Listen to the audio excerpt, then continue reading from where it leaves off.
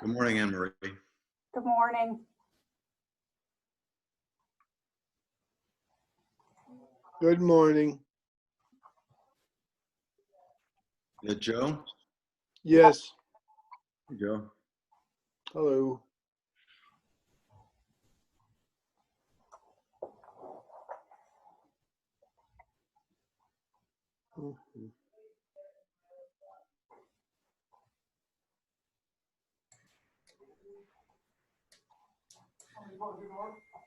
Oh, if you're getting up to close yours, sure. Thanks. I was just about to do that.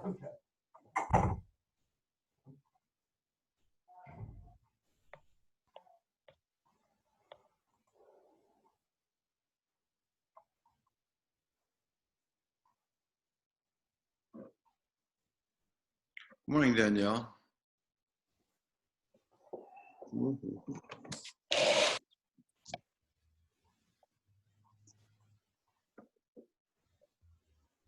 Anne Marie, I think you need to authorize me on video. Oh, I don't know why that is. It says the host has stopped it. The host did not intend to stop it, so let me, okay. So everybody should be able, all the panelists should be able to start the video now. There we go. There you go. Thanks. I was wondering why you had your video off. Good morning. Hello, Charlie. Hey, how are you? Good, thank you. How are you? Pretty good. How was the weekend? It was very nice. It was supposed to rain all weekend, but it only rained part of it. Yeah. Guess we're getting some rain tomorrow. And today, later today.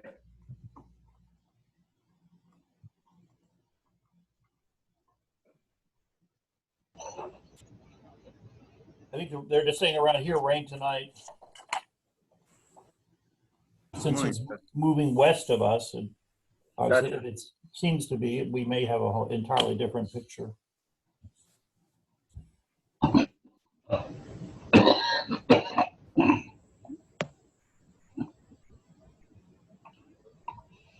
Henry, we'd recognize that cough anywhere. Good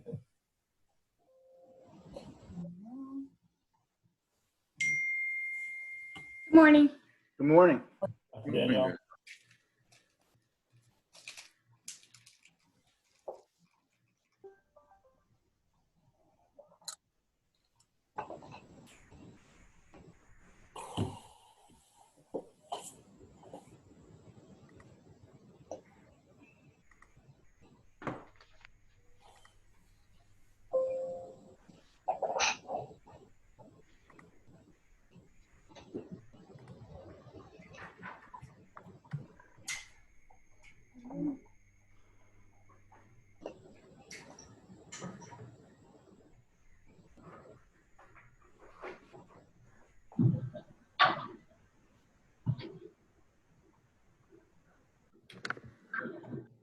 I invited Joe Thomas to join us, so he indicated yesterday afternoon late that he was going to try to be with us.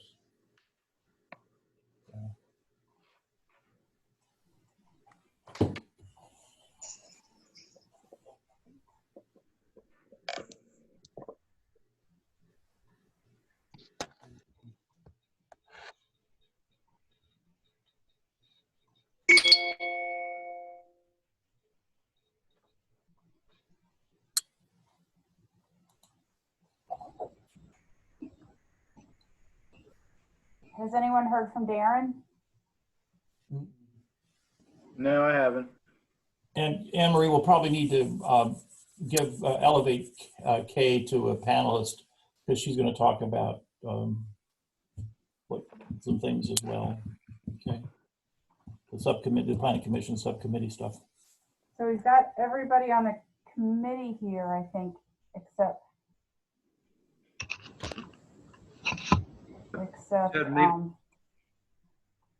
Maybe Tom too. Tom West. Tom West, we can certainly elevate. Yeah. No problem. I was thinking Tom Panetta to talk about the subcommittees. He's not on yet. That is on, but Kay is going to, Kay's reporting. He's going to make the presentation. Yeah, Tom is on. You're right. Yeah. You want me to call Darren? I'm going to text him. All right.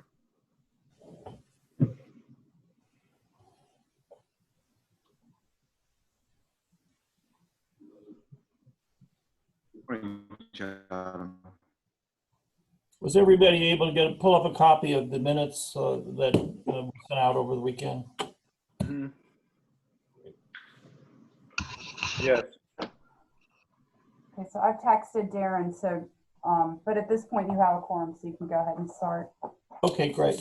So it is 9:01 on Monday, August the 3rd, and we're here for a meeting of the mitigation planning team.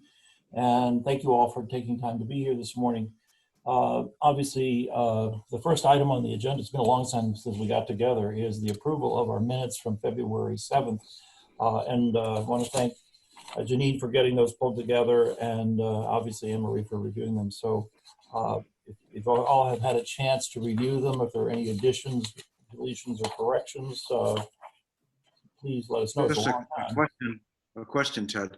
Sure. One of the items on it, I think a couple of the items on it are still on our agenda, we'll cover. But Right. Jim, the Phragmites control was a 5-year plan, Yes. and the next steps are to be done in August or September. Do Right. you have any update on that? I think we'll get to that when Chatham gives us our report on that. Okay. Okay. Didn't see that on our agenda. Well, we'll get something from Chatham. Okay. All right. Okay. All right. Anything else? If they're not, is there a motion to approve them? First, Beth, no, make a motion. Thanks, Chatham. Is there a second? Second. Thanks, Danielle. All in favor? All right. Aye. Okay, great. Aye. Thanks. Well, moving on then to the emergency operations plan, I had hoped that Joe Thomas would be able to join us, as I mentioned earlier.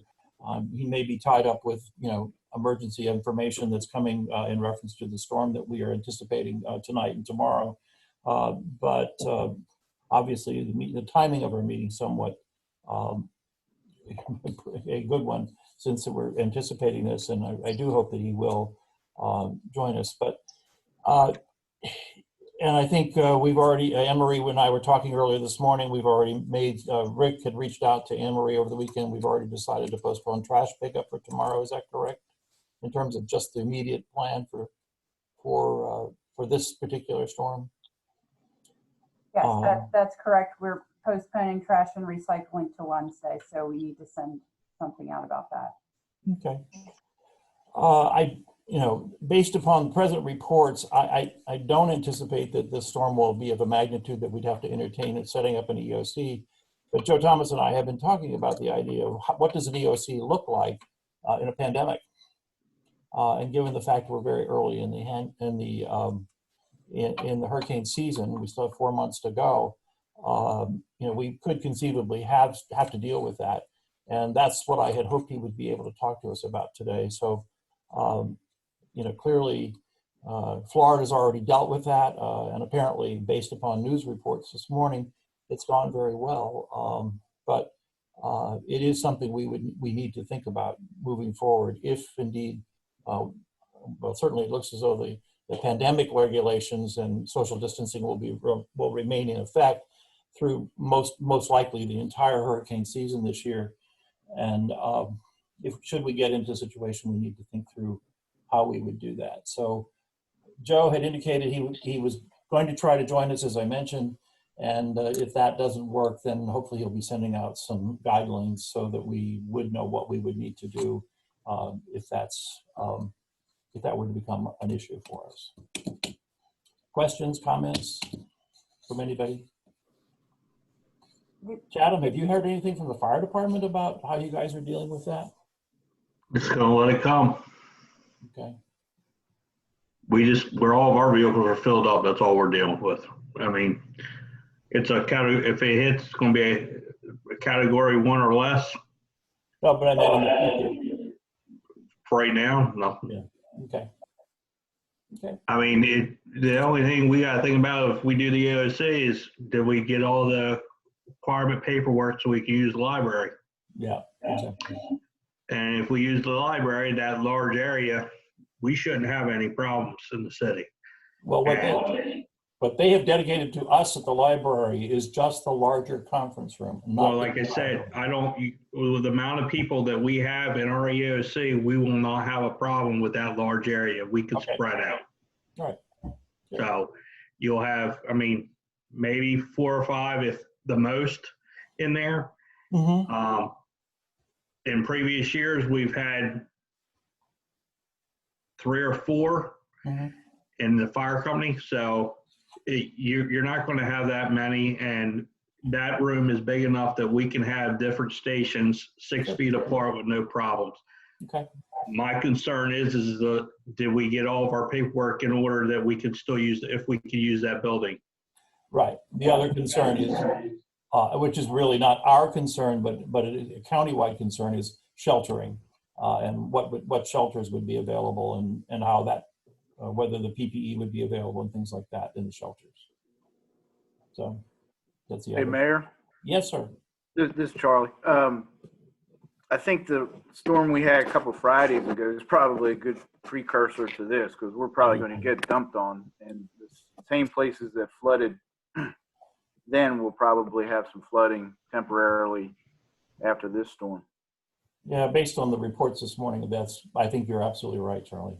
Speaking of that, we have flooding in areas that we have never flooded before. There's some roads that got water across that I have never seen. So Where was that? Freeman Highway, right there when you come around the bend of the bike trail, Mhm. that swale was full and the water was coming out across Freeman Highway. Okay. The Kings Highway, when you cross over at the lighthouse there, right in front of Gordon Davis's house, I swore there was a drain there. I went back and looked. There is no, after water went down, there's no drain there. We had a good 6 to 7 inches of water across Kings Highway. And we normally don't have water laying in that area. So we need to look into that, see why that water was laying there. I don't. Well, that seems like more like a drainage, like Well, storm again, drainage than a. Yeah. So I can add a little bit to that, Chatham, is that 30 years ago, that where the lighthouse is used to flood all the time. And then improvements were made, and I'm like you, we've never seen it before. But I'm also like you, I saw some flooding happening around the town, like Midland Avenue was flooded. Yeah. And I think it had to do, at least this is my take on it, so much rain came so fast that the drainage systems were overloaded. They couldn't catch it and release it fast enough. Go ahead. I'm sorry. I thought you were done. And it's just, I mean, that was I don't know what, year storm that was, but if you have a storm that's just that intense, your storm drainage system is not going to be designed to handle it. It's just going to take some time to pick, to catch up. Well, they're all But French streams there. I think we need to keep an eye on it. Yeah. Oh yeah. Yeah. I don't know how we can, and then Cape Open Drive right there, Port Lewes, it always floods there in any kind of rainstorm. It's like a dip there for some reason. There's no drain, but there's some areas in town I don't know how we can do. We need to start mitigating. We need to start looking at these areas that are low lying. I understand most of them with Midland Avenue. Their drain system is almost like a French drain, if I'm correct, if I understood it correctly, in some of those side streets. And as soon as the tide goes down and the water table goes down, that water will drain. But the areas that we're talking about, we don't have that. We've never had that problem. It's almost like when they put the swale in at the bike trail. I don't think that swale's deep enough. Charlie, Let's keep an eye on it tomorrow and Wednesday. All right. Well, I'm not going to be around this week because I have some family issues going on that I have to attend to. But Well, I'll these keep an some of eye the on it. areas Yeah. people need to keep an eye on. Okay. I think to the extent possible, we ought to try and capture some photographs of these various issues as we go through. I noticed that Darren's on the line as well, which is good. He may want to comment. But before I turn it over to him, I know that the station had a big problem with water, which you're mentioning across from Jordan Davis's house in the storm a couple of weeks ago. They had water at their door, and I don't know if that's a drainage issue. I know there's a slab under that building with there's no penetration, so maybe Darren would like to comment on that.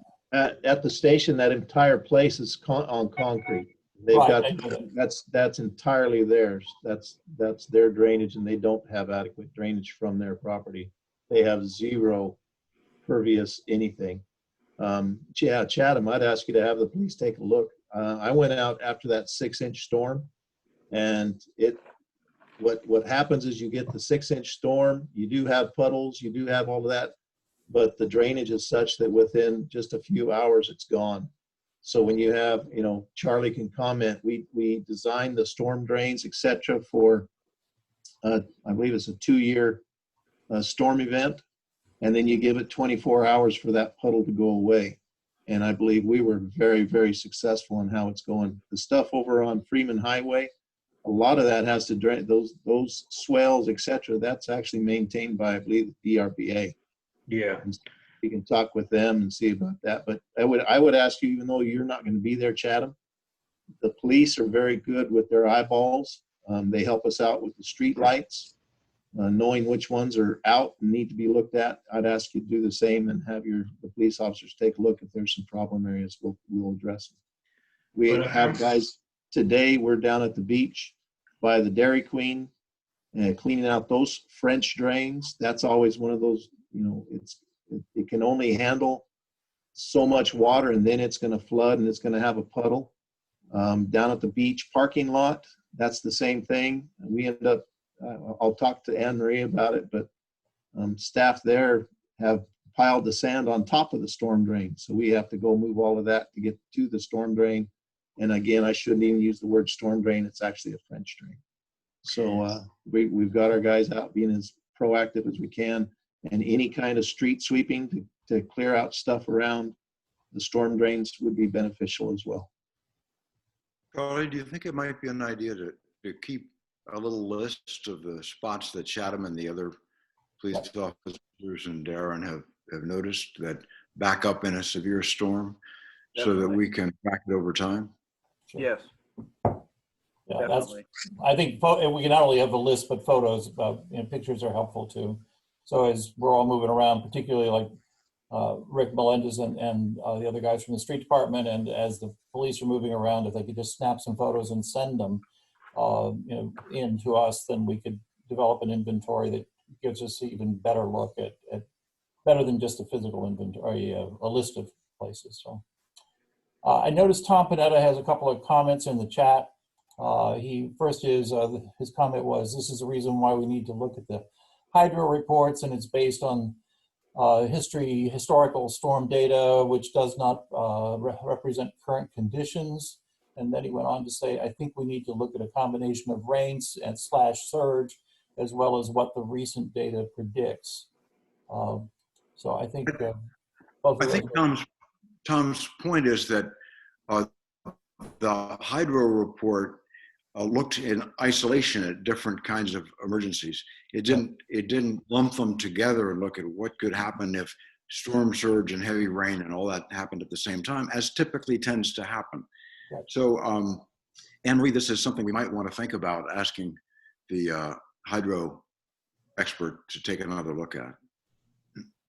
Well, so I would expect, one of the things that we do have on our agenda, the next item, is the resilient community reports, and looking at all of the different reports that we have together so that we can, one, address them in a coordinated fashion and identify areas that there are still gaps. Right. Good. Yeah. And the hydrologist report that was done was very specific to certain areas. It wasn't a comprehensive citywide report. So we'd have to issue, if we want to go further with that, we'd have to issue a new RFP and go further with that. Correct, Anne-Marie? I agree, that is correct. Okay. All right. All right, well, let's move on then to the Resilient Communities Oh, Report. I hope well, you all well, received. Mayor, before we leave that, one of the things that we did want to talk about as it relates, there were a couple of things relating to the emergency operations plan. As the pandemic started, we, being that we were in a state of emergency, one of the first things we did was pull the emergency operations plan. And it does not, the current emergency operations plan does not deal with a public health emergency. So Janelle has started drafting some language to address that issue. But the other thing is, it is very out of date in a number of areas. So we do want for the mitigation planning team to have that as a priority for this year to update the emergency operations plan. Okay. On that, if you could get me Alice's a program that's on Alice's computer, if you can give me a laptop, I can start updating it. Well, I think we need to first go through and talk about what areas need to be updated. So we might want to have kind of a smaller group meeting to start to go through that. Yeah, I think we may have to have a subcommittee take a look at the whole plan real quick, and not quickly, but thoroughly, and then turn it over to Chatham and others to begin to work on. And I think this is a place where we could also perhaps enlist Dr. Cham, or I see Cheryl Hopples on, or someone from the hospital to help us make sure that our emergency operation plan takes into consideration health emergencies. I see Cheryl, do you want to comment? I see you just unmuted. Yes. Yeah, that would be fine. I mean, I can help, or I can have Dr. Cham.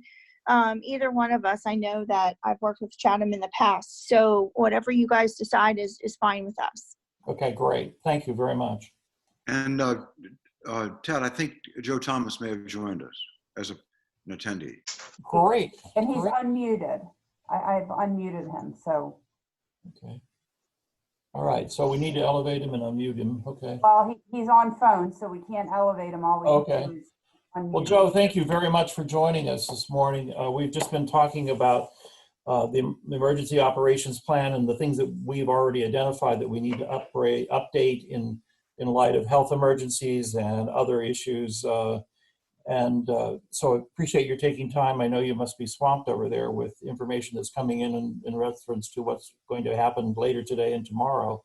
What can you share with us about that, first of all? And then we'd like to talk a little bit about how the pandemic has impacted your recommendations regarding EOCs and things like that. So the latest update I just literally sent out while I was on the phone. It came out at 7 a.m. this morning. It still is showing for us right now. It would appear as if we may be, and when I say we, I'm talking Sussex County, we may not catch the brunt of the heavy rainfall. There seems to be a very narrow path from basically, if you will, roughly Kent County northward up into Newcastle. Right now it's showing us in a 2 to 4 inches of rain, which I realize that's still a lot of rain, but considering the potential we could have, I think that puts us in a lot better place. I think the biggest issue we're going to have with this storm right now is going to be the wind. This is a fast moving storm, so it basically is going to be in and out of here tomorrow. But there's some potential of 50 and 60 mile an hour gusts, particularly along the coast, which if that happens, of course, then we're dealing with the electrical outages that we're used to. So that's kind of what I'm seeing right now. I actually was supposed to be on a weather call at 11 a.m. with the National Weather Service and the Delaware officials. So if there's any changes to that, I'll be sure to let everyone know. But that's kind of where we are with this storm right now. Great. Thank you. So being on the backside of it is a good thing for us at this point. The only issue, and I'm glad you said that, sir, because that just made me think of it. With the storm tracking to the west of us, the northeast quadrant is typically where you can see a isolated tornado. So they have put that little warning out there. For those of you that were around during Hurricane Isabel, if you remember, that actually happened in your community. We had a tornado touchdown, although we didn't really get a significant impacts from the storm. So that's something we have to be aware of anyway. Thank you. Good advice to be on this alert for that. Thank you. To add on with that comment about the storm coming in, we need to shoot out an email and get up with those people on the beach, because they have their kayaks and everything else and boats and stuff on that beach. They will be missiles. Yeah, I was just gonna I've got suggest Chip Guy working on a press release for the county that we're going to issue out today, just giving people, and I hate to use the term boilerplate, but that's basically what it is. It's the basic press release where we tell people now's the time to secure any loose objects, put things away, that kind of thing. So we're going to do that, and so if you guys dovetail off that or create your own, that'll be good too. Terrific. I think BOC and RDE are already talking about that on their weather updates, but something we can do that's more localized would always be a good idea. And most people are here right now, so I haven't heard anybody evacuating. Yeah, and there's really there's not going to be any evacuation, so it's going to be we've got people. In fact, one of the comments I made to Chip Guy, who's the county PIO, was that should we put something in there for those people that are down here that are not familiar with our area, and tell them, hey, look, just be aware, you might see some water on the roads or something like that in particular areas, because that's what happens down here. Mm-hmm. Particularly true on Lewes Beach. Yeah. Okay. So, Joe, in terms of updating EOC operations since the pandemic, have you issued any special guidelines? Are you anticipating doing such, or where are we on that? As far as, are you talking operating an EOC, or are you talking about sheltering, those kind of things? Well, actually, probably the sheltering. I think we feel pretty confident, based upon our relationship that we're working out with the library, that we'd be able to have a decent amount of space to operate an EOC. But in terms of sheltering and things like that, where are we with that? I know Florida's had firsthand experiences this week. So the Red Cross position with sheltering and FEMA's position this year is non-congregate sheltering is the first option, which means, quite frankly, hotels, motels. I'll be perfectly honest with the group. One of the questions I've asked Red Cross and FEMA is, okay, I understand what you're saying, but in Sussex County, Delaware, predominantly all the hotels and motels are in a coastal area, which is an evacuation zone. So how are you going to make that work? And I still haven't got a true answer yet, but that's what they claim they're going to try to do first. The second route is use the typical shelters that we are accustomed to, but have to have much more spacing and social distancing. So basically what that means is we typically open 2 or 3 shelters during a storm for, I'll just say 700 people, 700 people. We'll probably have to look at 5 or 6 shelters, because we're going to have to, basically spread people out. So that's kind of where the Red Cross is coming from. I will tell you this, that this weekend, 4 50-foot 3 trailers were dropped off at our old Emergency Operations Center parking lot. The Red Cross has got shelter supplies in them, and I'm being told they're going to stay here through the hurricane season in the event that we have to do something. So that's as much as I do now. okay. Well, it's helpful to know that the Red Cross is already in positioning itself in the area. That is helpful. The interesting thing, you're absolutely right about hotels. Most hotels are not on high ground around here. They want to be as close to the beach as they can be. Maybe the ones on Route 1 are better equipped. I don't know. But the issue is, if we order an evacuation, and I doubt they're going to want people in those hotels if they're in evacuation zones. So that's going to be the interesting part. Yeah. One of our panelists, Joe Hockner, has asked, Do you have any predictions for storm surge and high tide for Tuesday afternoon? Yesterday, the Weather Service was saying that the timing of the storm and the tide cycles tends to be in our favor on this particular storm. Great. They felt that the way the storm was going to, because it's going to come through quickly, it's picking up speed as it moves up the coast. They felt the tides would not be significant. In fact, they were looking more at the minor level. As far as storm surge, let's see here. I tell you where they're looking at more issues with storm surge is on the Chesapeake Bay than they are on the coastal areas right now. This is very typical. The last thing I saw was less than a foot inundation on the coast. It's very typical of the storm that went up and got Annapolis. Was that Isabel? It got Annapolis? Yes, yes. In fact, I heard that somebody make that comment yesterday about Isabel, bringing up Isabel. So. Yeah. Okay. Anything else we should know, Joe? Sir, I don't think so. Unless someone has some questions of me or something that I didn't go over. No. Okay. Well, thank you very much for joining us. I appreciate it. You're welcome to stay on. We're going to talk about, I think we're ready to move on, Anne-Marie, correct, to the Resilient Community Partnership recommendations. Is that correct? I most likely will jump off here only because I got a couple other things I need to take care of. So, but I appreciate the time and thank you for the invite. Well, thank you very much for joining us. We always appreciate your working with us here. Thanks. No problem, sir. Thank you. Mm-hmm. Okay. Okay. So I've got my screen shared so that Janelle can go through this. I don't know, Janelle, I might have to advance the slides. Okay. So I was asked to take a look at all the reports that, the Quinn report, the flood report, the AECOM, all the reports, look at them, take the results, the recommendations, and kind of put them together.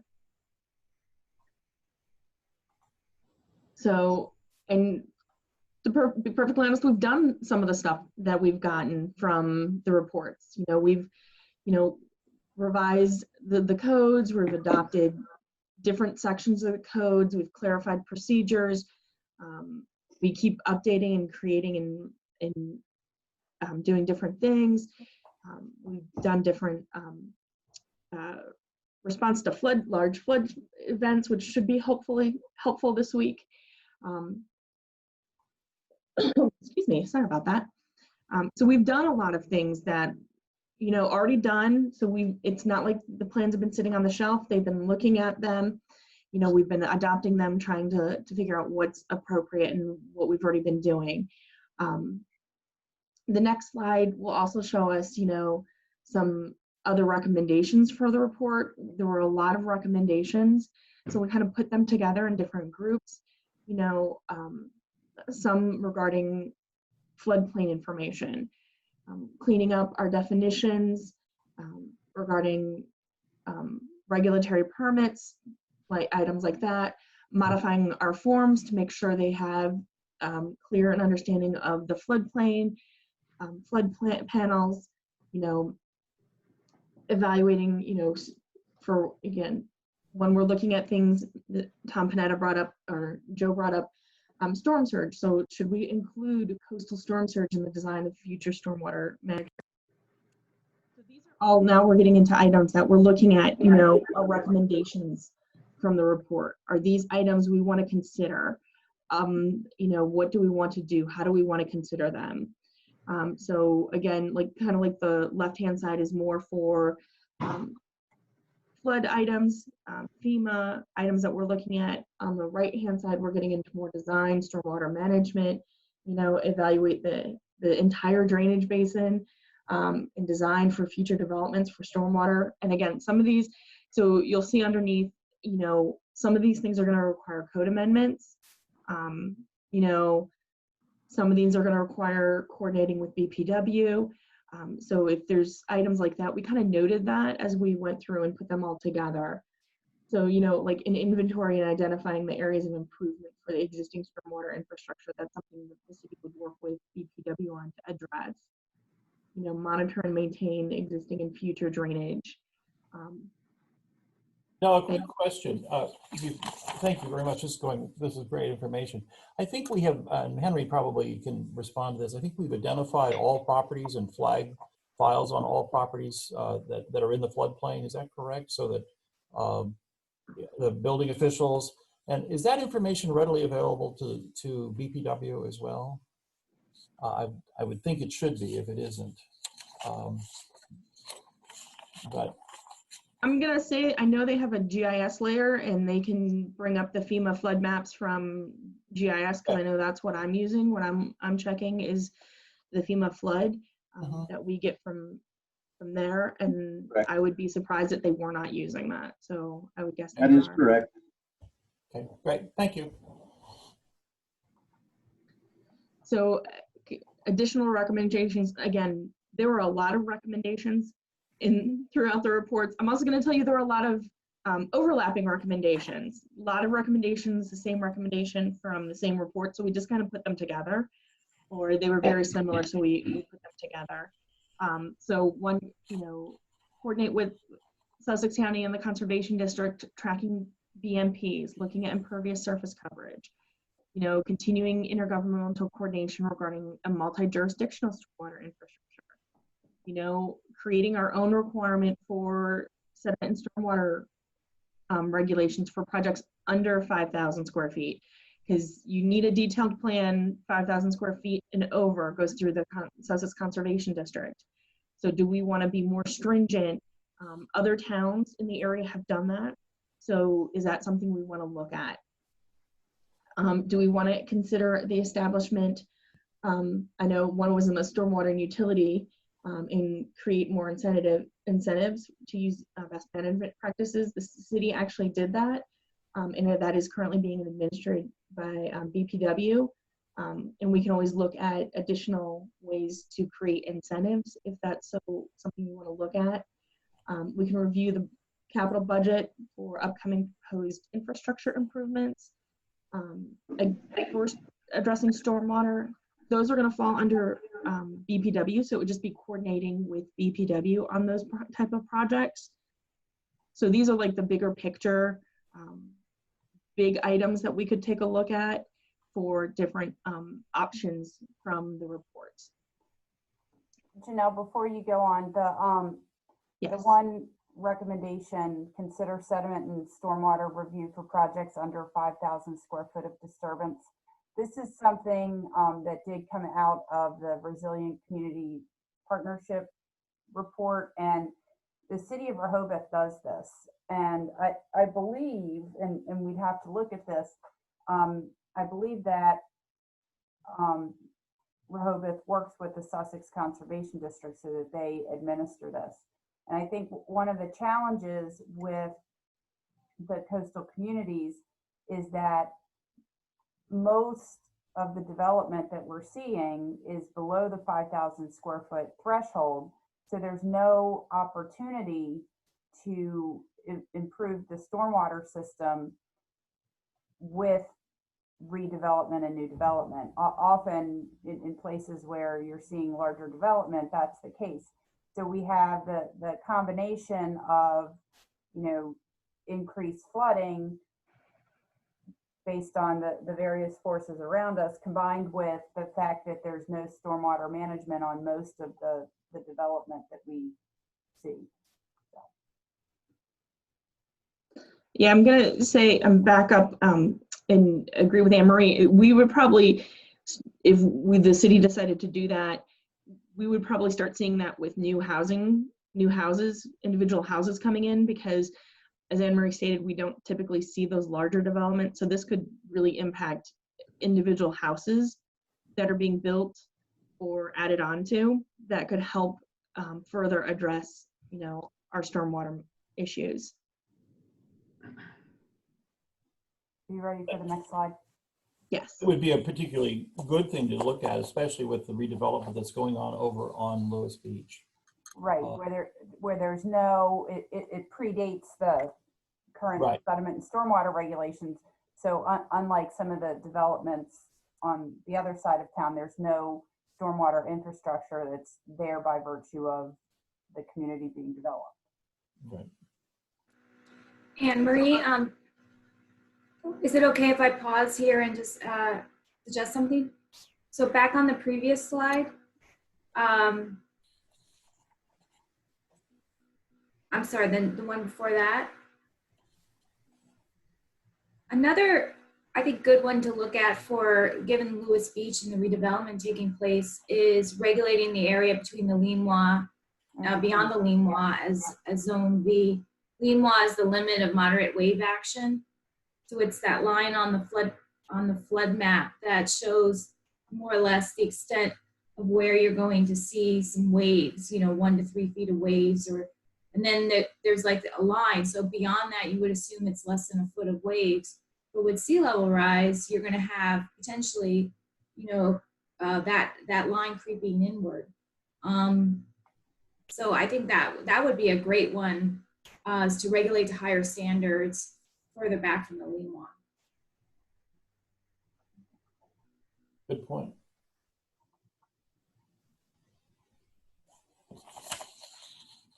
So as we move forward, and again, just kind of categorizing some of the items, looking at potential areas for a living shoreline, protecting, stabilizing the coastal edge, looking at regulations to reduce the allowable lot coverage and structure coverage.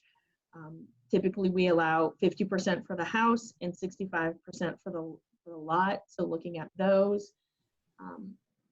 Inventorying all the public lands and accessibility to develop appropriate BMPs, further researching, as we move forward, there's a laundry list of best management practices and which ones are we gonna, the best bang for our buck? Which ones are gonna make most sense and are gonna be, maybe the easiest, or, the ones we can get through the public faster that are gonna do the most good. And there was also a recommendation of working with local vendors on, different alternatives for, materials and, pervious surfaces, pervious pavers, different types of things to look at that to kind of allow for options for development. And if I'm moving too fast, just tell me to slow down. There was one thing I wanted to throw out while we're on the smaller lots, and I do agree, I think we're going to see, that's what we see a lot of on Lewes Beach. But I'm wondering about the effect or the outcome of that, the benefit, because the conditions are pretty different there. The stormwater runs through. There's a groundwater protection area concerns there.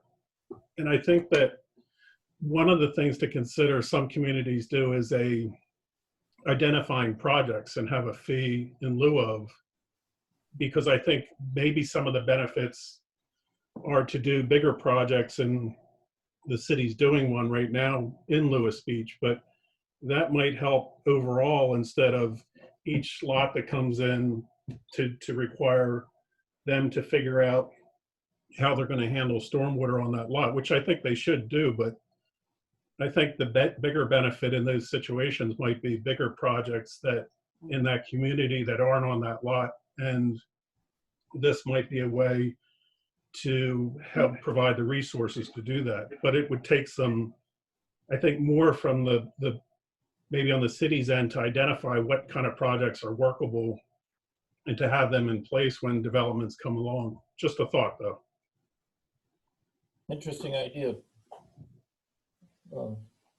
Yeah, you could have different rules and regulations for different areas of the city based on where they're located and what their stormwater situation is. So that could be interesting. So some additional recommendations, and these were kind of like, how do we get the public involved? How do we get them on board with the projects? A lot of them were create outreach and educational materials so people can, learn and understand what the intent is and what they can do. Provide educational community workshops, get some vendors, private local businesses, industry leaders, organizations to kind of come together to kind of explain the overall importance of this. A lot of the recommendations were, recognizing, somebody doing good or a project being done. A lot of the projects, and there are some examples as we get further along of what people have done in organizations, and they'll have an annual kind of recognition. They'll give out a plaque to a property, to a community. They recognize it to kind of like get it out there. It's like, hey, this person's doing great with this. Then how do we kind of get that to build in the community? So that was a chunk of what we kept seeing repeatedly throughout the responses from the different organizations. Janelle, from your previous experience at the county, are you aware of other communities that are doing these kinds of awards or individual recognitions? So from the county, no, but based from what I did for research for this project, there are a lot of towns or places in Virginia, and I think there's some in Maryland, and they've become nonprofits, and they're the ones doing the recognition. There are also some towns that are doing this.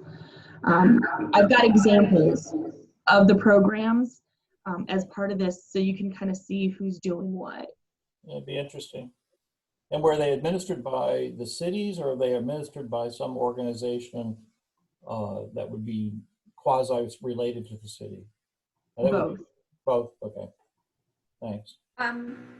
Ted, Rascal's looked at potentially, we're not there yet, but we've talked about wanting to set up some sort of incentive program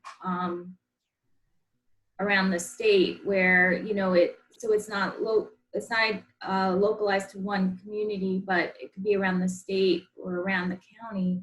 And I think that these kind of programs, which do exist, tend to be really effective if they're beyond one individual town, because you just kind of can get more awareness, and you have people moving in and out of town that might understand what the incentive program is. But incentives in general are just a great way. And you think about, like, I even think about the cottage tours that go on, showing off, the architecture, building, historic preservation.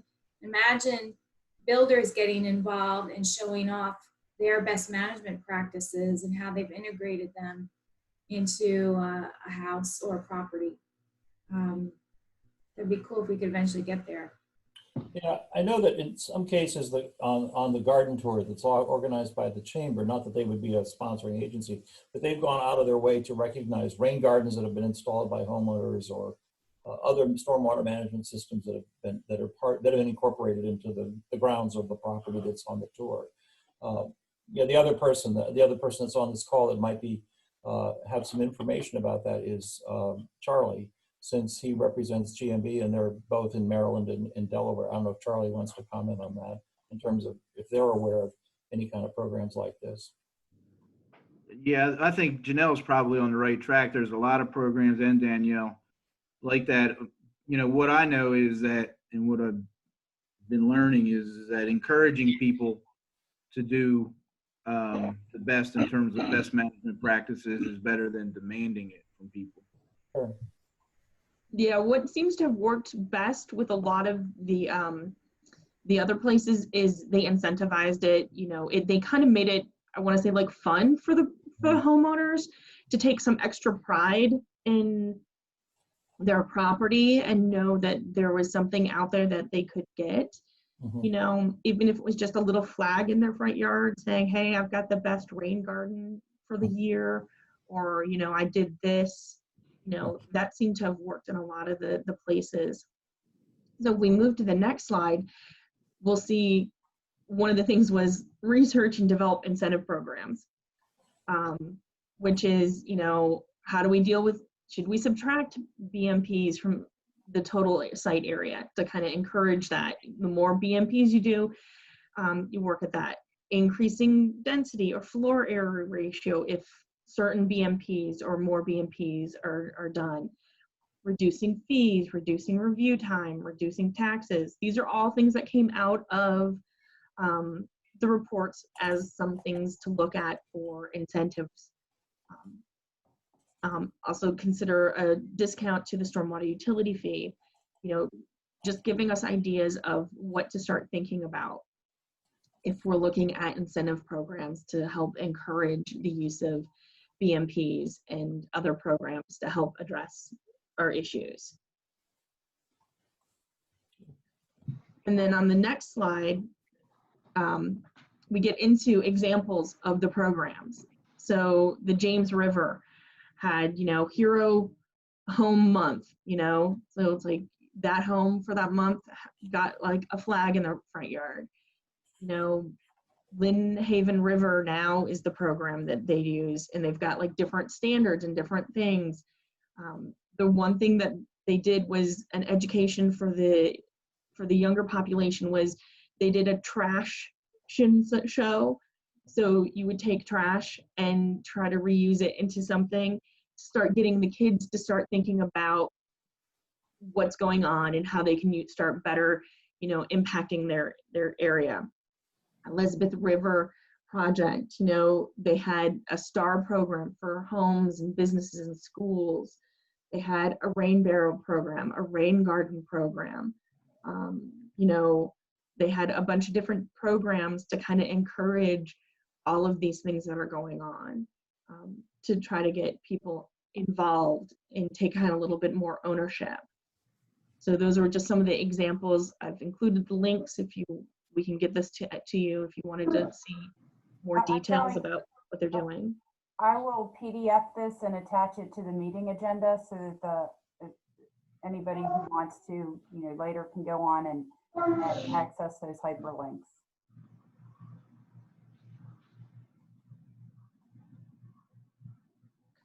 So additional things to look at, stormwater utility fee program, management utility program, the Livable Delaware series were all things to look at as examples that are being done and how can we best utilize that. The livable lawns, livable plants for livable Delaware, livable landscapes, green infrastructure. These were all things that we had that were provided to us that we could look at as examples to provide better use, better ideas, examples that we could use to help the public understand. And then the next slide, they all provided pretty much the same BMPs. So altogether, what is the best? Should it be an incentive? Should it be regulatory based on the BMP and the type? So they put this together, bioretention items, bioswale infiltration, permeable pavement, impervious removal, green rooftops, rainwater, a bunch of different things that, break it down to even the more specific items that then, how do we want to use this? And this is just a list. I think it could be expanded if there are other things. I think they can always be expanded, but how do we want to use them?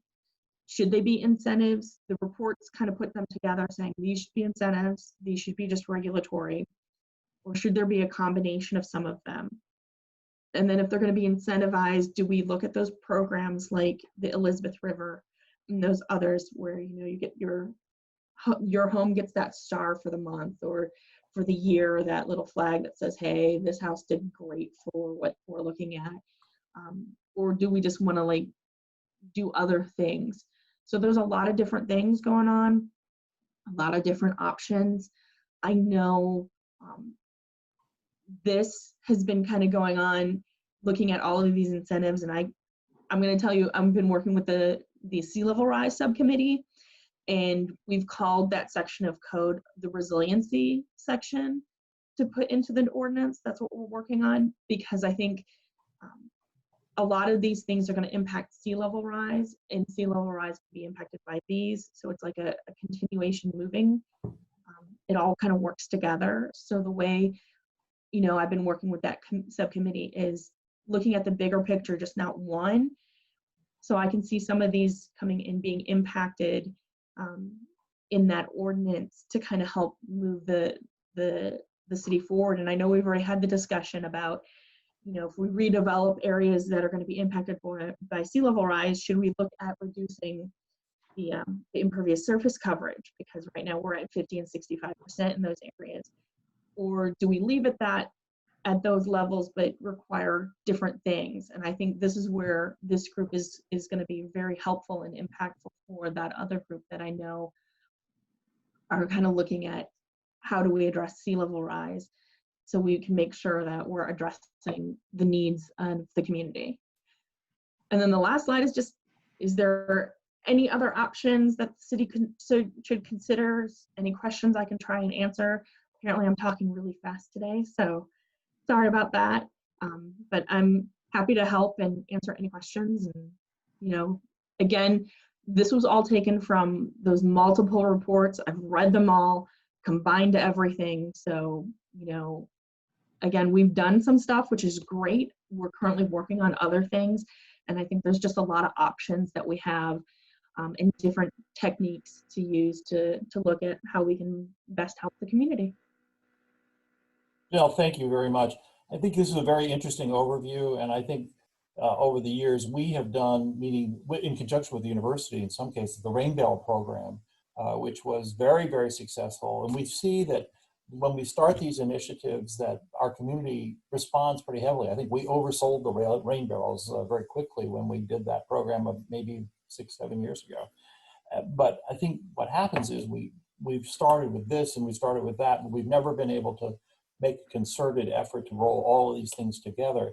And I think this report that you've provided points to the need that we really need to have an organized plan that picks and chooses from that menu and puts it together so the community really can see that we're not just, it's not just an experimental thing, but these are things that we really feel can make a difference in the long run. And then people can buy into them and keep going forward with each of them, or with as many of them as they choose. So thank you. This is a very helpful one. One I think we need to spend some time looking at and develop a plan forward in conjunction with the Sea Level Rise Committee and the Planning Commission, and of course, the Board of Public Works. So thank you very much, very helpful. Comments from anybody? I'm glad to see it's actually coming back on the homeowners and encouraging them to do things and not the city. I think you have a mix of ideas here that some are low effort, low impact, some are low effort, high impact, high effort, low impact. You kind of potentially start grouping these into what involves a lot of effort by the city and what kind of return do you get. But I think also it really would help to have a vision for really what what are your biggest priorities? What do you want to get to? And it's occurred to me that, the city's hazard mitigation plan is 10 years old now. It's a good plan. But, the city might consider at some point updating that and, with new data, making sure that it's current to the latest sea level rise projections. And then having in that plan sort of, the projection you want to plan to, the year you want to plan to, and a vision for what you want the city to look like 50 years from now. And then you can kind of back up and kind of see, which of these kinds of recommendations would most help achieve that. Of course, the downside of doing something like that is it kind of takes your energy away from maybe implementing individual ones of these actions, because you might be focused more on the plan. And I don't know if there's a way to maybe pick some of these as low-hanging fruit and then still work on a plan. But I keep thinking it could help the city in the long run is to have to take another look at that. Good comment. Looks like we have several. Ed, I have a couple of questions. Please, Rob, go ahead. I've got a couple of questions for John. Janelle, are you planning to give this presentation to the Planning Commission also? If you would like, we can definitely do that. At this point, there was not. We wanted to get it in front of you guys first and see what the next steps were going to be, but we can definitely get it to them if you so choose. We've got a very strong planning function in the city now with you and part of Tom and Anne Marie and the strong planning commission. do you think that there's overlap between the things that you've presented to us and the things that you would think the Planning Commission should look at? So right now, I think the biggest overlap is between this and what the Sea Level Rise Subcommittee are working on.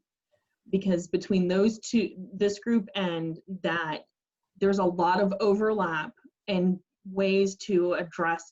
I think a lot of these recommendations can help alleviate some of the issues that we're going to see from sea level rise.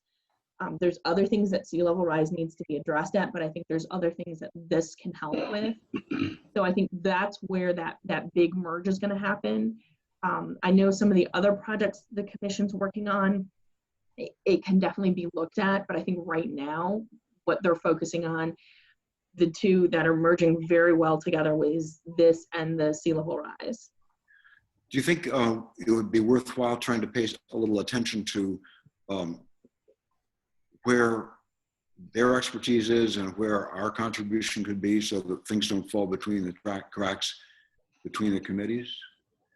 Yeah, that's why I kind of make sure I'm like the glue that keeps everything together for the Planning Commission subcommittees and other things. So, you know, they stay focused on their items, and I see the big picture. So I always say, like, I'm the one who needs to make sure everything meshes together. So, you know, one, we're not duplicating the same work.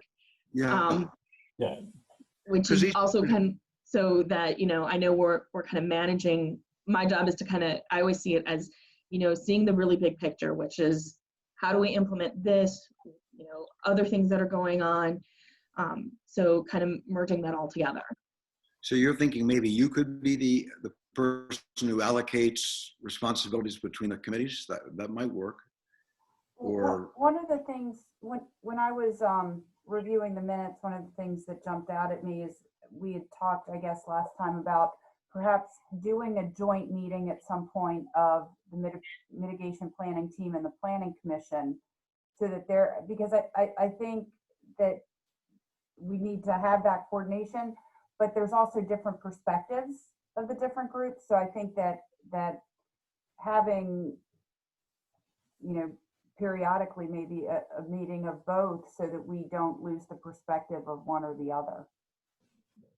that strikes me as a good idea. Very broadly, I wonder if the distinction isn't that this committee tends to look at crises and how to prepare for them and deal with them. The Planning Commission looks at longer term challenges. I'd be interested in what I mean, I see Bonnie's on the phone. I wonder if she has any thoughts about this. I think Janelle, I think a good next step might be to have you make this presentation to the Planning Commission, and so then at that point, we both committees would have heard your presentation and had it. At that point, I think we could then come together and talk about, you know, how this could be split up and be more effectively managed. So there isn't duplication. I'm very anxious that Janelle's good work not just Exactly. fall by the wayside. And so I think both committees need to pick it up and see who works on what. Yeah, that's why I'm saying if she could make a presentation at the Planning Commission with this information, and that'd be great. Then we could come together with a joint meeting. But I can take care of that. I'll tell you, I'd like to echo what Danielle said about the vision. So we take and manage our stormwater. We recognize that our stormwater is built to a two-year storm event, and within 24 hours the water's gone. I think we do very well with that, but I think expectations are if that vision is different, we sure need to know what that is so that we can design for it. Also on the Q&A, Tom Panetta had a couple other comments to add. He said we should look at BMP for the definitions of pervious versus impervious coverage to ensure that pervious truly is capable of perking. There are lots of examples from other areas for this. Also shared, we should consider a post-storm land use plan along the lines of future land use plan that is in the comp plan. It is important to do that now before a storm actually hits. And then finally, this could put in place upgraded standards for rebuilding. So I'd ask that we consider that. Yeah.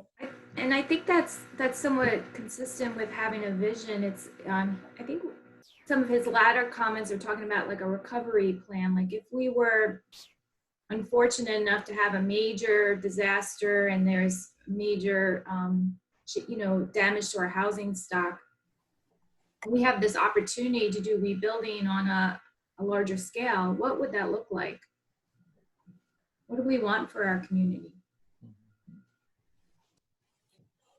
I see Bonnie joined us. So Bonnie, did you have something you wanted to add to this? So Bonnie asked me to let everybody know that Bonnie cannot chime in because there's another Zoom call going on in her room where she is. Brooke is also on Zoom, so Okay. She's listening but can't chime in. Okay, great. No problem. Well, she can, if she wants to chat, put something in the chat, we can, or Q&A, we can also get through it that way. So, okay, Janelle, very useful report. Thank you very much for consolidating all that information. Look forward to moving forward with a joint meeting of the Planning Commission with this committee. Thanks. Thank you. So, unless there are further questions for Janelle, I think we should go ahead and move on then to an update by Kay regarding the Planning Commission subcommittees on wetlands and setbacks and sea level rise. Kay, thank you. Good morning. Can you hear me? Yep. Yeah. Excellent. I'll start out with the end of my small report, which is that Planning Commission is very interested in suggesting that we do have a public workshop with mitigation planning and all the other experts in the room just for this very thing. I spoke to Drew McKay about it. He's very enthusiastic about asking for this. And so let me just bring you up to date on where we are with our other projects. Chairman McKay assigned members to subcommittees in December. Subcommittees have been meeting in person before the pandemic and then via Zoom throughout the pandemic.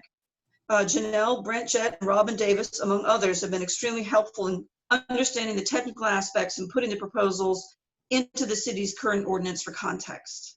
As far as wetland buffers goes, I'm working on that with John Nurbus. We've submitted a narrowed area of concern, wetland buffers in proposed subdivisions. We'll be meeting about that this week, and then it will be on the August LPC agenda and hopefully forwarded to Mayor and Council for consideration in September.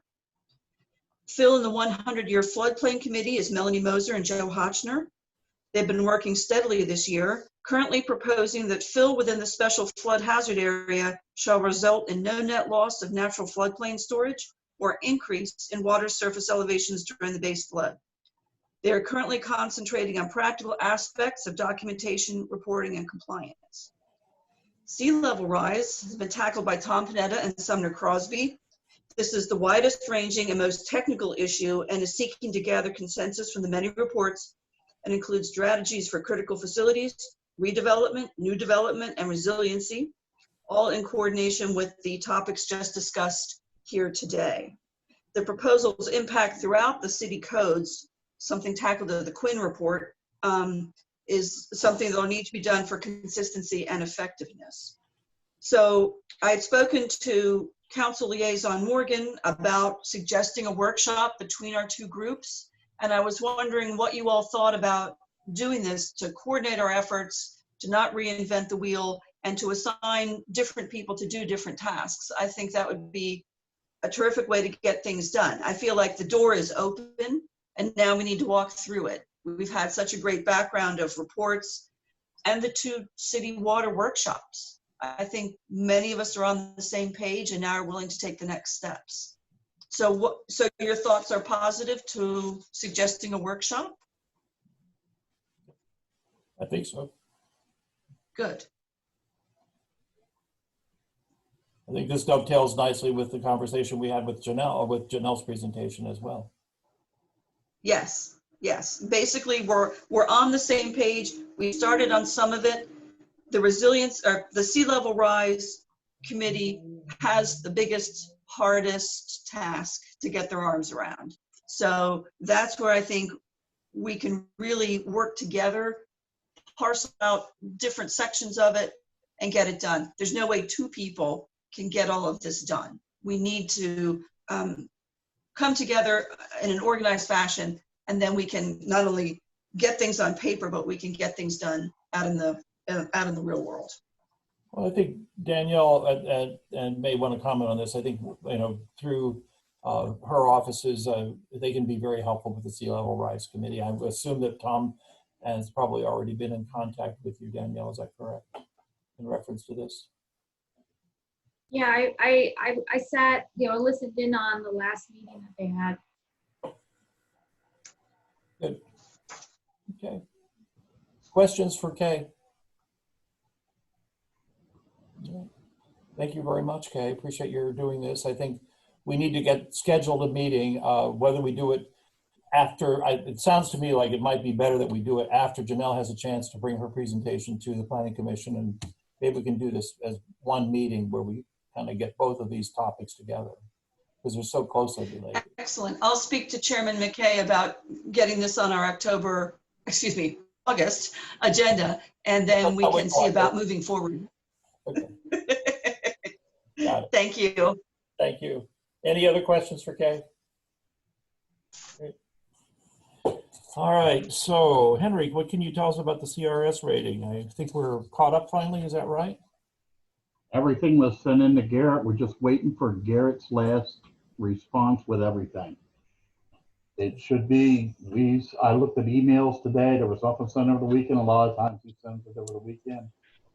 But he's gotten everything from Robin and I. We're just waiting for his word. Okay, good. Now, are we up for an, I know it's been going on for a long time. Are we up for another review by the? No, this should take care of it. There will not be the 5-year recycle. This will count. This will count for the 5-year recycle? You just do the annual rate now. That's all we do. Okay. I don't know when that 5 years is going to kick back in. Yes, the state back. Well, that would be curious to me because, this has taken such a long time to resolve. I'm curious as to whether they're going to give us a reprieve given that length of time that we've been working on it, or are they going to come back in and say, we got this one cleared up. Sounded like it was going to go as the whole thing and start with a new. Okay. Start as a 5-year. All right. Well, be sure to keep us up to date when you get whatever information. Yeah, I looked before I got on here, and we still, the last thing last week, he wanted 1 or 2 items that Robin emailed him right away, and he keeps saying, I'm almost there. I got it all done. I'll forward it on. Okay. All right. Well, hopefully almost there gets to be, it is there real quick. So, yes. Okay, thanks. Okay, then moving on then to the CERRA enrollment. Chatham, what do you know about that? Where are we with that? So, as most of you know, the CERRA is funded by the, I guess, the Department of Justice, or they stopped funding it.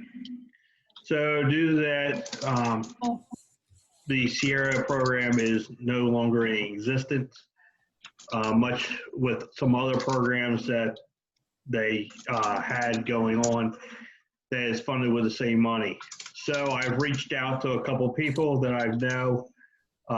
They're trying to find a program that maybe works like CERRA, like how I told them how much we liked it and how we made our plan to coordinate going in and out of the city after a natural disaster. We really liked the program, so they're trying to find one that is equivalent, that matches that. The other thing we can do, and it's going to cost money, obviously everything costs money around here, is maybe have somebody design a program for us that we would like. That's due to the fact of the pandemic coming on with all the restrictions and stuff like that. I don't think that's wise for us to do at this point, money-wise, but it's something in the future that we may want to try to look forward to and possibly put funding towards it down the road. But as of right now, the CERRA program is no longer in existence, and I'm waiting for a couple emails. I've shot a couple emails out to a couple of people that that were on board with the CERRA program, and they're waiting. They're looking for another program to that kind of matches their program.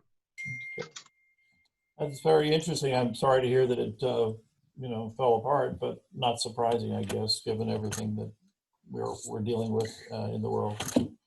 Well, I kind of talked to a couple people I know that do computer programming and stuff, and I said, "How hard is it to make your own program?" And it's pretty more labor intensive and stuff like that. So this is not something that I know how to do, and I said I could tell you what we want and how it works, but putting in a computer system and making it work like it's supposed to is not my forte. And it's pretty extensive how they make programs. So right. Have the people who had come here to talk to us about the program, are they in contact with you at all, or where do they? I have not. I've talked to the two people that work with us for the Olson group, and another person that kind of forwarded the information to me about the program, and I forward that one of those emails to, I believe, you and Anne Marie, that right. It was not existent anymore. And I do have other people looking for a program that is like the CERRA program, and see if there's anything else out there that we can get our hands on and see if we can tailor to our needs. Okay, great. Rob, you had a question, I think? No, I was just scratching my back. Oh, okay. Thank you. All right. Well, Chatham, while you have the floor, Rob did ask an earlier question, and it's not on the agenda, but if you could provide us a brief update on where you are with the Phragmites control program. Well, I got some good news. I applied for the grant for the frag, and it looks like we got it. Great. It's only a small amount of money. It's probably going to be a max of $4,500, but that's max of $4,500 that we will have to spend. I am in a process of making phone calls as we speak. I was hoping to do it this week. While my mother's in surgery, I'll be making phone calls trying to get her, get things lined up for the spraying. Aerial and ground. Aerial more likely be around in the later August. I keep saying October 2K. August, and we'll have to get out with, put out notices like we need to do last time that we didn't do, to out to people. There's only one sprayer in the area, which is Corman's, and I still have that. I have that form here just to give you just a recap of last year.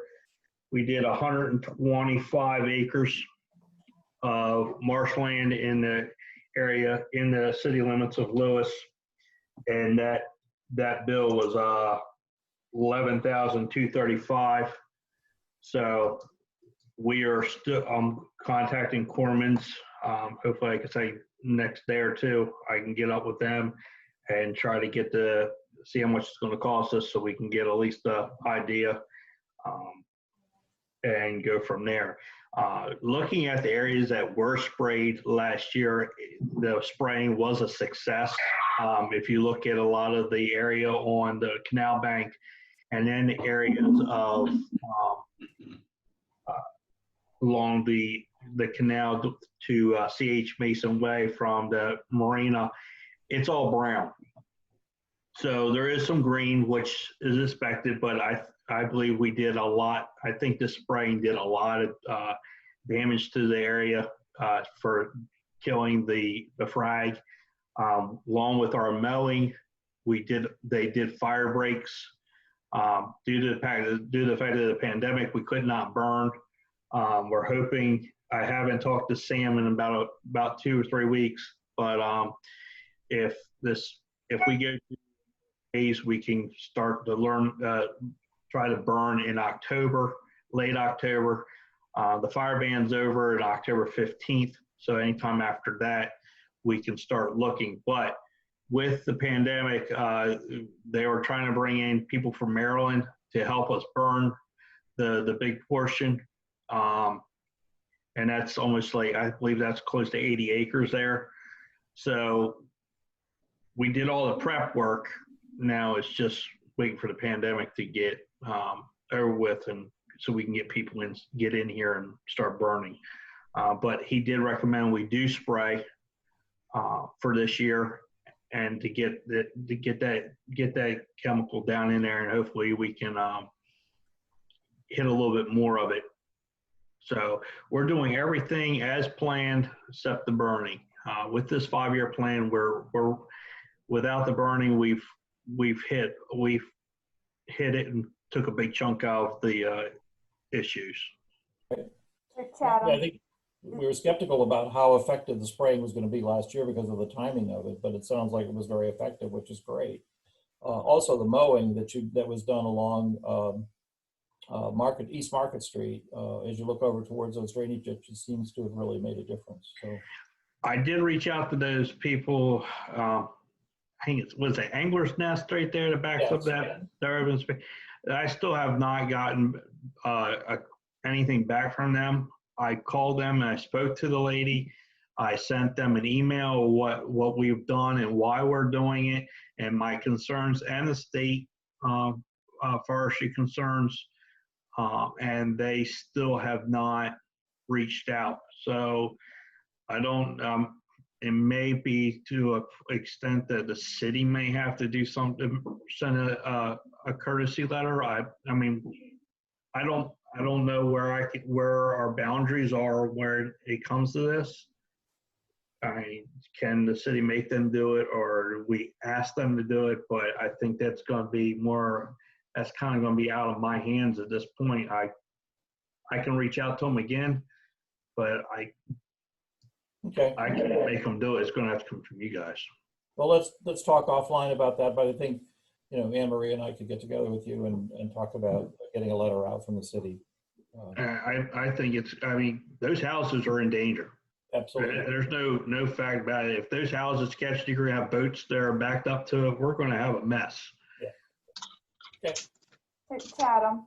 Yeah. You said we can't burn until after the pandemic, and I mean, I know that we had to cancel April, and at that point there was a stay-at-home order in effect and all of that. Is there any reason that we can't burn in October? We don't have bans on interstate travel or anything like that at this point. I'm waiting. See, that's again, I don't see why we can't.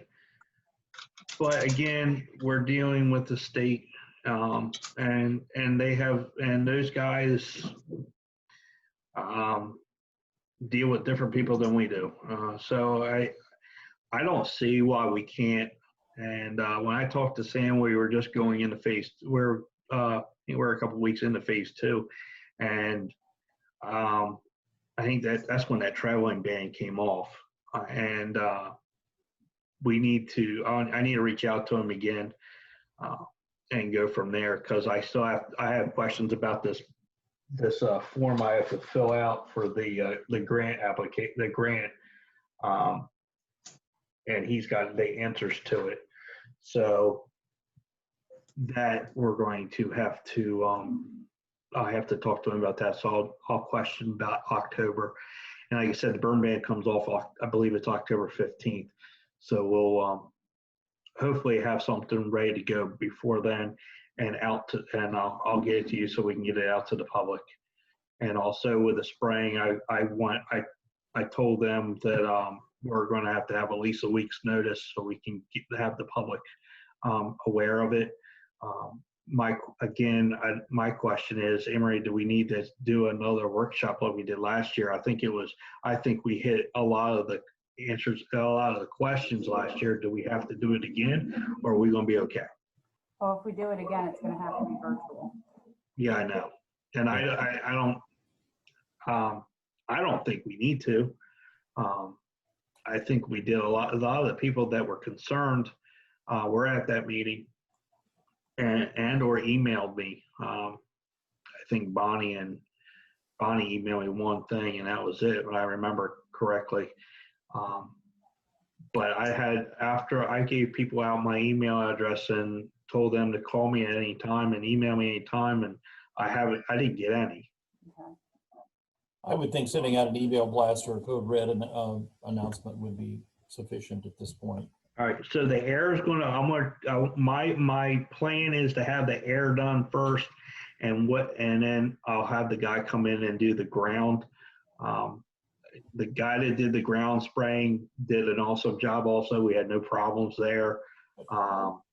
I did ask the River and Bay Authority grounds crew to cut the ditch there along Cape Emelopen Drive, because that's one of the things that the forestry guys asked that we do to help mitigate the issues, and they still haven't done it.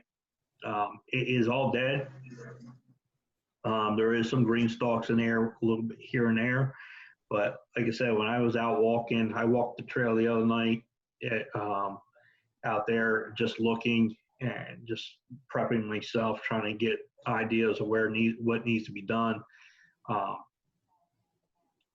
I think we're going to be good on that end, but again, the River and Bay Authority, I need to get up with them and see why they haven't cut the frag. One of the people said that they were under the impression they couldn't touch it. And I said, that's not true. So I'll have to call over there and ask him why he hasn't done it. Hey, Adam, while you're talking, Chatham, oh, Go ahead. sorry.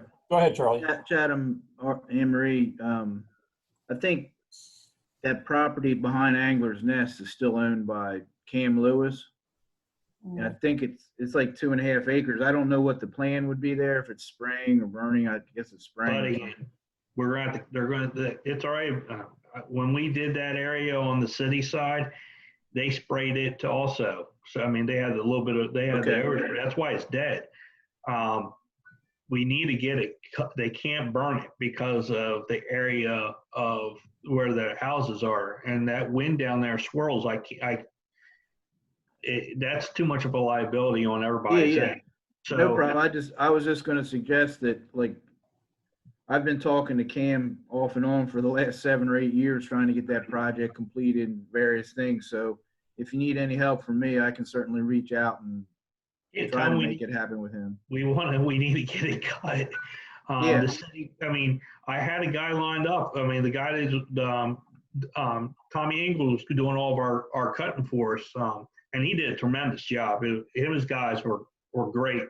I stopped out there and talked to them a couple times to make sure they were okay. And they were awesome. They did a great job. And for the money that we spent, they went over and beyond, in my opinion. I had them lined up. All they had to do, I forwarded them the information. All they had to do was contact him, and he was going to cut it for them. And the city rented the bush hog and put it on our Bobcat. I was going to call it skid steer.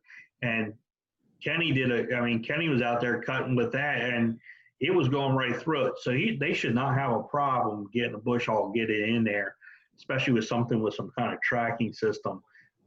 Will be fine. Okay. Well, Cam's always been pretty responsive, so I think we can probably get a yes or a no from him pretty quickly. That Ted Emery, your suggestion, do you want him to reach out, or what do you want to do? We'll reach out to Cam. I think we can do that. Yeah. Okay. I can coordinate with Anne Marie on that. Yeah. Okay. All right. And just let me know so I can give them all the contractors. I can't even speak right now. Contractors info, and we can go from there. But like I said, that when those forestry guys saw that, they were like, "Whoa!" Yeah. So we're gonna. It brought red flags up real quick in that area. But with the streets department and Tommy Ingles' crew, they did an awesome job. Awesome job getting those areas done. And the forestry guys did come down and walk through it afterwards, and they said that they were really happy with the work. So kudos to Rick and his guy Kenny. He did really good work with, and Double E. So we may, if they do burn, in October, we may have to get Tommy and Kenny out there again to touch up some areas. I can tell you that right now. It has grown up. But I can foresee us in the near future not spending as much money that we did in the last year. But we did not burn either. So you figure when we burn, it's going to be about $50 to $75 an acre for them. Excuse me, burning. So we didn't spend that last year due to the effect of the pandemic and everything else that was going on. Right. Thank you. Okay, any other questions for Chatham? Thank you, Chatham, very good. No All right. problem, anytime. Yeah. The public outreach agenda for this year. Danielle, we talked about this in February when we were thinking about a whole different situation. And obviously the pandemic has really, eliminated a lot of opportunity for public outreach. And so we really have not organized anything for this fall yet. And I'm not sure that we will be able to. Your thoughts on that? I mean, you've always been most helpful, and the program we did last year, I think, was thought to be very helpful by a lot of people. But I don't see us having the opportunity to replicate that. Yeah, I mean, yeah, this one's thrown us for a loop, this pandemic. I mean, even, at Sea Grant, if you count up the dozens of public outreach things that we've had to shelve or retool, it's true. Maybe, I don't think that it would necessarily be the best time frame to do an outreach event virtually, and you can't necessarily get one in public. One of the other things we're struggling with is that with COVID, there's so much preparedness stuff coming out and frankly doom and gloom, a lot of heavy stuff. There's some fatigue. And that's something I've been struggling with in trying to think about outreach on emergency preparedness. But if you wanted to use your social media, for the government, you can potentially put out some messages reminding people about, like we were talking earlier about wind and the need to stow your lawn furniture and kayaks. Or have an evacuation plan during a pandemic is especially important to think ahead of time and not rely on a shelter, and think ahead of time of a safe place to go to where you can be socially distant and whatnot. But yeah, otherwise, I just don't think it's the time right now for a big event.